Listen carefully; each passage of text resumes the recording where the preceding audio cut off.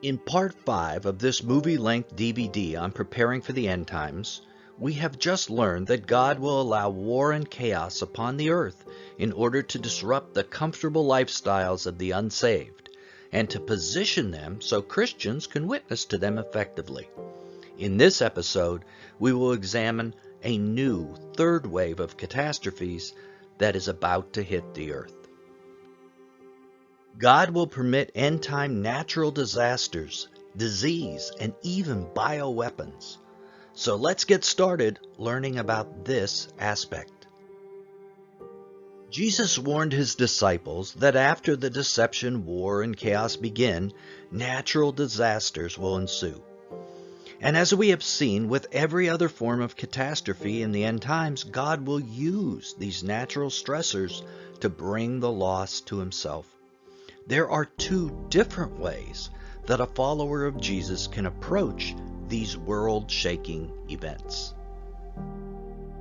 One approach is to be what I term a survivalist.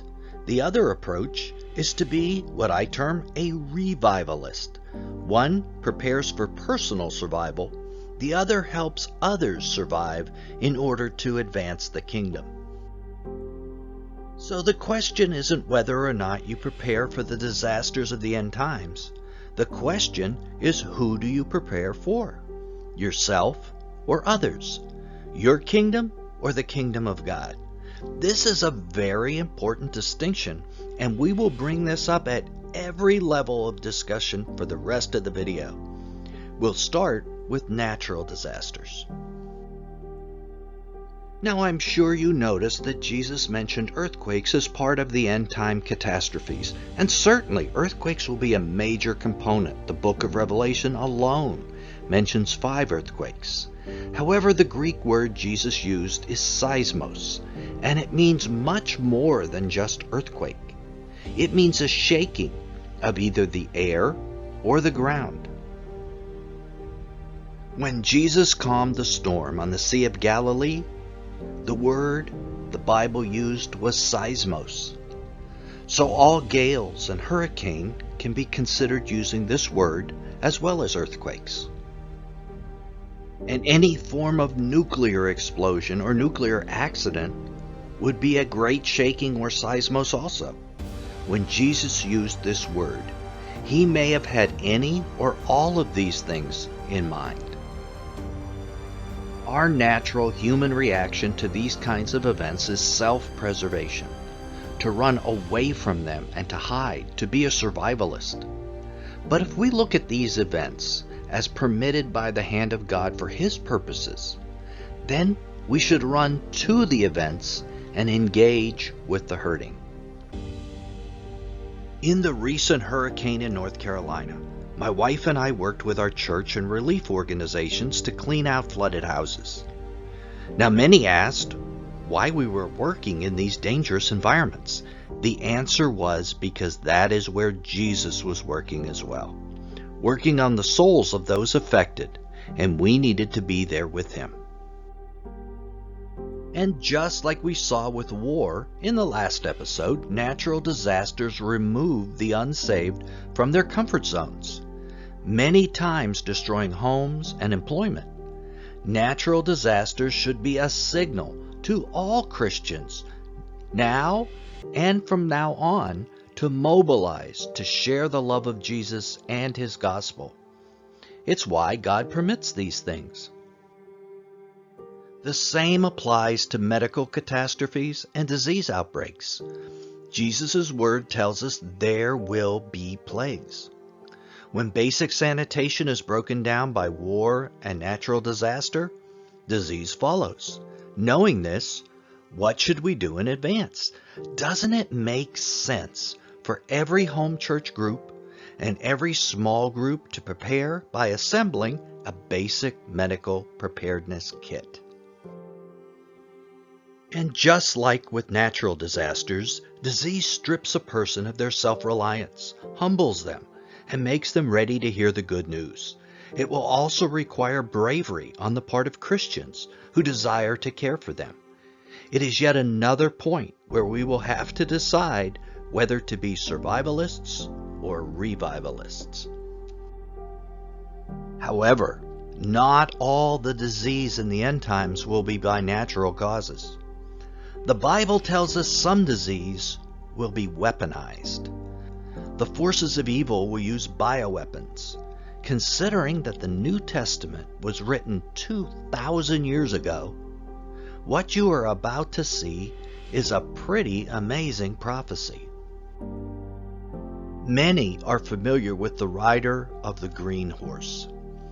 But let's see what the passage really tells us. And I looked, and behold, a pale horse, and its rider's name was Death, and Hades followed him. And they were given authority over a fourth of the earth to kill with sword, and with famine, and with pestilence. So pestilence or disease will be a way people die in this period. But let's look at this verse a little closer. Let me show you something you may never have seen before. The passage says the killing is done in 3 ways, and it uses the word with sword, with famine, and with pestilence. But note, the preposition changes for the final phrase, and by the wild beasts. Why is this? The reason is that by the beasts is not a major method of killing. This is something different. The wild beasts are the agents of the killing. The killing is done by them. In fact, the Greek word translated by in this passage is the word hypo, which means under, or under the authority of, or by. So the 3 other types of killings are under the authority of the beasts. So who are these beasts? Lions, tigers, and bears? Well, the word beast or beasts appears 33 times in the book of Revelation, and every other time it means the Antichrist or his helper, the false prophet. Every single time. So that's most likely what it means here as well. The Antichrist and false prophet will use the sword, famine, and disease as weapons of mass killing. Both famine and disease will be weaponized in the end times. Christians need to expect this.